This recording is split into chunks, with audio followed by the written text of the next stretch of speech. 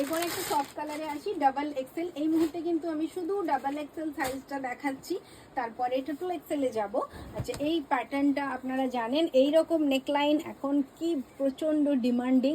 আর নেকলাইনটা দেখুন, তার সঙ্গে কাপড়টাও ভীষণ সুন্দর, একটা কটন মাসলিন কাপড়, অপূর্ব সুন্দর। এখানে একটা বিট ওয়ার্ক রয়েছে সাইডে, যেরকম হয় সাইড বাটন, ওপেন নয় যদিও, ডিজাইনটা ওরকম।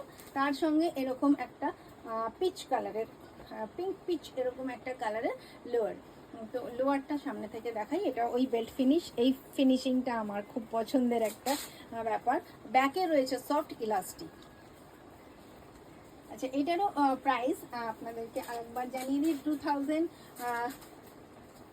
2075 অনলি।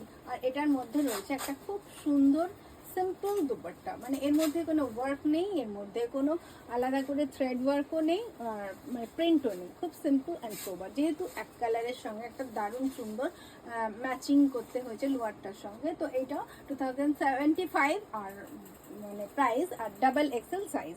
তো এরকম সুন্দর সুন্দর এলিগেন্ট কালারের জন্য আপনারা পিকটা তুলে রাখতে পারেন।